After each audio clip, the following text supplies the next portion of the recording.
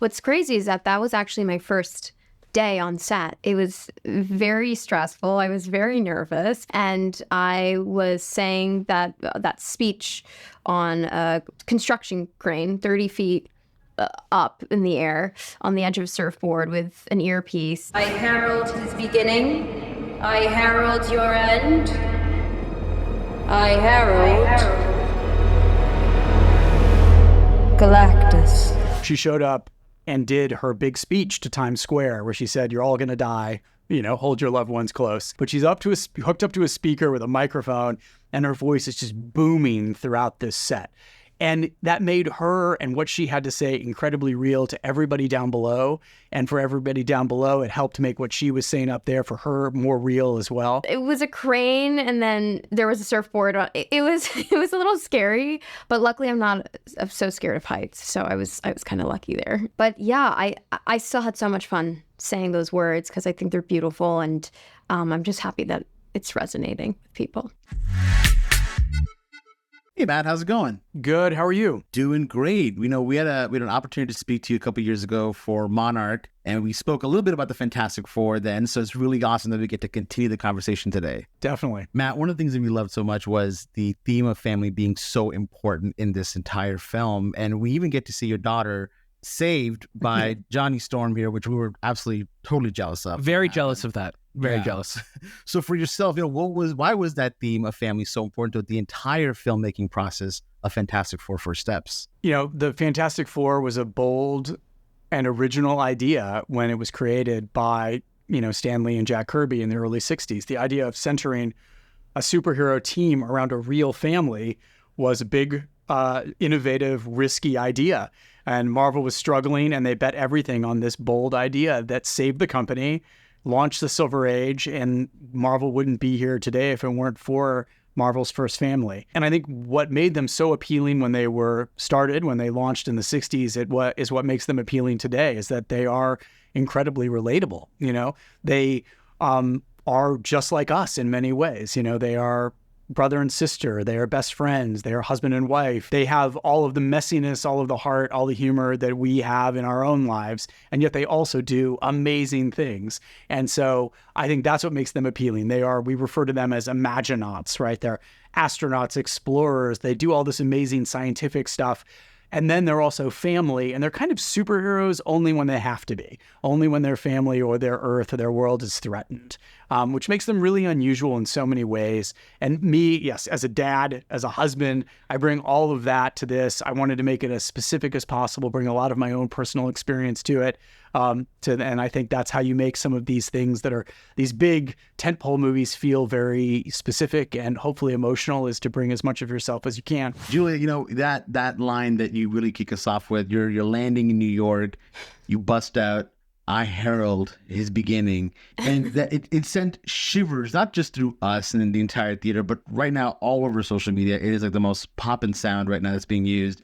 So we got to know, what was that moment like on set? What was going through your mind when you were making such a monumental moment like that? Well, I didn't have any expectation or think that it was that was going to be the outcome. I was just, I guess, working that day on set. But what's crazy is that was actually my first day on set. It was very stressful. I was very nervous, but I was, trying to hide it.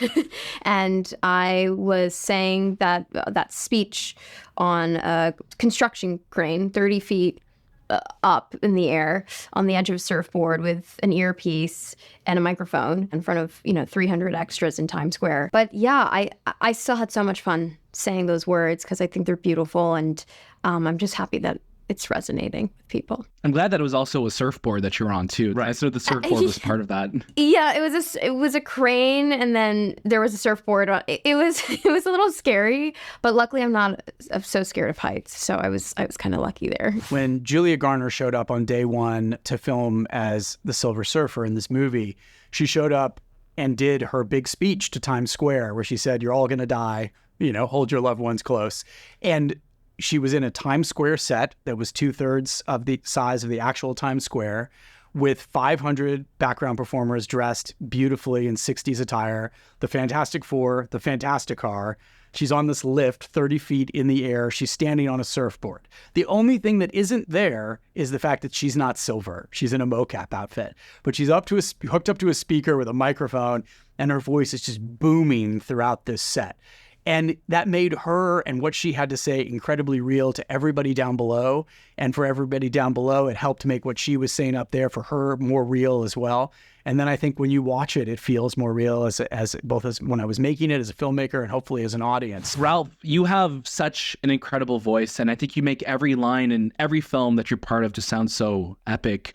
Was there a particular line from Galactus that really made you feel powerful when you got to say it? Most of them, to be honest. They're, he is this huge cosmic force, and he doesn't kind of speak, he makes decrees. So almost all his lines are pretty powerful ones. There is one particular one which I can't spoil, which is probably the hardest line I've ever said in 33 years of acting. There's a line about a child hopefully is going to be a banger. Something we love so much in First Steps is there is such a practicality to this film. There's such a tangible feeling to this film where Herbie feels like they're there. There's miniatures. You're using IMAX to, have Galactus take up the entire frame of this film. What was it about using, miniatures and, real physical items in a world like this that's so grand and so just beautiful that was so important to you as a filmmaker to have those included in First Steps? I think it just makes the world so much more believable. The more you can actually create, the more magical and believable the world is. And that was the sort of approach, the methodology throughout. Plus, this movie was set in the 60s, a retro-futuristic 60s. But I often thought, how would Stanley Kubrick do this? He would do this with miniatures. He would do this with models. He would build sets. He would go to practical locations.